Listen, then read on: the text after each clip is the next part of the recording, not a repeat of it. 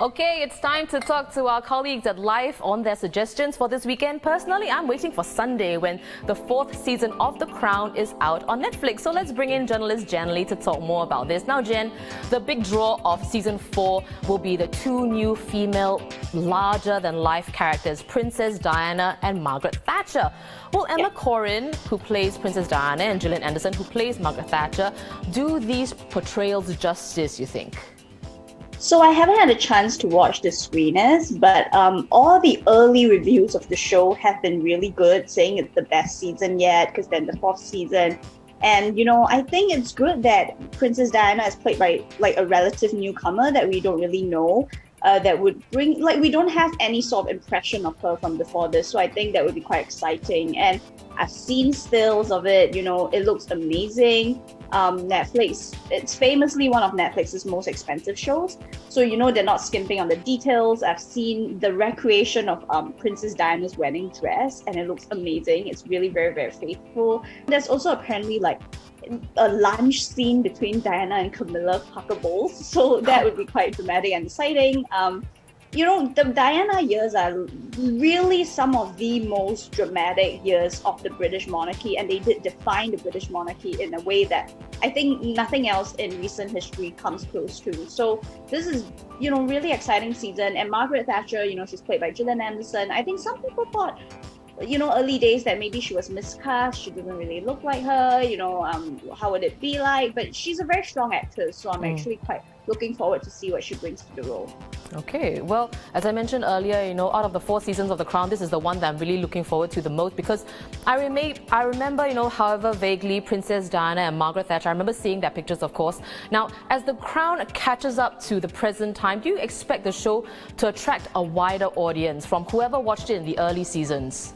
I think possibly yes, because the earlier seasons, it focused on Queen Elizabeth while she was new to the throne, and she's been on the throne for almost 70 years right now. So it's been a while, and I would say that the Diana years, the Margaret Thatcher years are closer to us. So maybe people have more of a memory of what it's like, and they would want to see it portrayed on TV. And again, as I said, the Princess Diana years were extremely dramatic. They were very, very scandalous, I would say. There were affairs, there were leaked phone calls. Diana did a secret chat with a journalist to publish a secret biography that the royal family didn't know about. It was all very, I would say, very exciting. Right. Well, I think, Jan, you and I can talk about The Crown all day, but we have to move on to this new Taiwanese romantic comedy that's out in theatres today. It's called My Missing Valentine. Of course, not a lot of choices in the cinema these days, but what's the appeal of My Missing Valentine? So it's a very refreshing, very quirky, very whimsical sort of Taiwanese romantic comedy. So it's about this woman who is always one step ahead of her peers. So she's very impatient, and she's too fast for everybody. And so this movie starts when she's 29 or 30, she's about to head into her 30s, and she has never had a romantic experience. So one day she suddenly gets asked on a date. So she's super excited because it's her first date, right? And it's on Valentine's Day. She puts together her outfit, everything, and then she goes to sleep really excited for the day, and she wakes up and it's February 15th. So she doesn't know where Valentine's Day went. Yeah. And then there's this mysterious guy at the post office where she works who comes in every day but suddenly stops coming in after the missing Valentine's Day. So clearly there's something along the lines there to do with him, but you should go in without knowing too much about the movie. That's all I would say, yeah. Okay, well said. Thank you so much for joining me today, Jen. Well, that was journalist Jen Lee talking about My Missing Valentine out in cinemas today, as well as the anticipated 4th season of The Crown. Now, that's an option for you if you want to stay in, but if you're choosing to head outside and don't mind traveling all the way to Jurong, why not check out classic Putian? I should point out that it's not at all related to the famous Putian chain. Now, this classic Putian with an A is in a corner unit of a coffee shop in Jurong West. Still, it has restaurant-worthy choices, and here to tell us more is Hedy Khoo, food online editor for the Straits Times. Hi, Hedy, welcome. So, Hedy, what are the standout dishes at Classic Putian? Okay, the standout dishes are one, the deep-fried squirrel-style sea bass, and another one is the herbal bamboo prawn.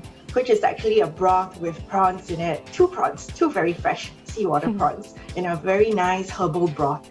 I see. Well, Jurong is not accessible for everyone. So for those who want to order in, what dishes are best for that? That can survive the trip from the restaurant all the way to your home. Yeah, these two dishes will do. It's just that for the herbal bamboo prawn, if you dine in, it is served in a bamboo container. So if you are ordering through GrabFood, the delivery platform, then you don't get the bamboo containers. So I suppose it comes in a plastic container. But I think essentially it's the content of the container that is more important for flavor. For the bamboo container, if you dine in, what the bamboo container really does, I asked the chef about it. It doesn't really add flavor, but it's more like it keeps your broth warm as you are maybe tasting the other dishes. For the deep fried squirrel style sea bass, he makes it such that because 70% of his customers are actually those from GrabFood. So his food and his cooking, he tailors it for delivery purposes. So for the fish and the sauce, he separates them, he packs them differently so that the sauce will not cover the fish and get it all soggy by the time it reaches you. So the furthest customer he has for the location is in Sengkang. So he's also quite curious to know if it holds up. For me, I think it might stand a good chance of holding up because I took quite a while to take the pictures and videos. And by the time I tasted it, the fish was still warm and it was crispy. So I think that, that really it holds up to the test of, whether it can stay crispy even after it's left a wok. Yeah, of course. And of course, nowadays, most of us are ordering in. So it's good to know what we can or best order from Classic Putian. Thanks so much, Hedy, for joining me today. I've been speaking to Hedy Khoo, ST's food online editor. You can find Classic Putian at Block 503, Jurong West, Avenue 1.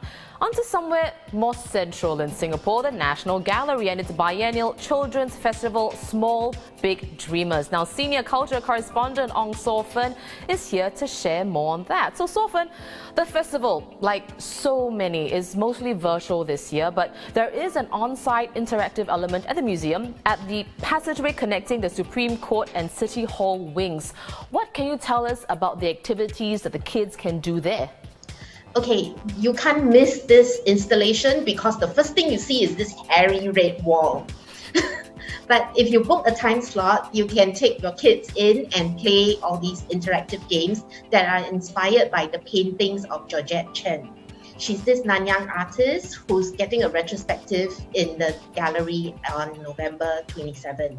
So the games, if you've played like the Xbox Kinect or the Nintendo Wii, you will know how this works. Basically, you wave madly at things, and then they do this interactive game where you wave at the camera and you can paint, like say a pineapple, or in the other game, you dance and then they will draw a painting on the projection screen for you.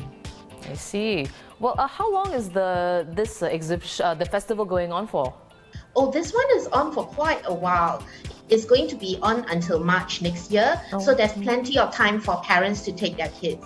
And this is really good because of the pandemic. So you have to book a time slot and they're keeping the numbers capped for social distancing reasons. So the fact that it's on for a long time means you can take your time and then go when it's not so busy. Right. Well, something that's happening this weekend is, of course, Deepavali. That's just 2 days away, which means the lights in Little India are already on full display. Now, the area can get pretty crowded so often, especially this time of the year. But I understand there's a tri-shore tour of the lights display. So please share more on that. So this is part of the Indian Heritage Centre's Deepavali celebrations. And like you mentioned before, a lot of places, all the programs are online. But they did design this like Tri-Shore Trail. They're partnering this tour company called Tri-Shore Uncle. So basically all you do is sign up at the Indian Heritage Centre's website and they will take you on a tour of Little India, so you get to see the lights in the most comfortable way possible because you just sit there for 15 minutes and the uncle will cycle you around. Well, it's always great to hear from you and have you on the show, Sor Fern. We definitely appreciate your time. That was Senior Culture Correspondent for the Straits Times, Ong Sor Fern. Now, I hope we helped you plan your weekend. There will be more recommendations in tomorrow's paper in the Friday section.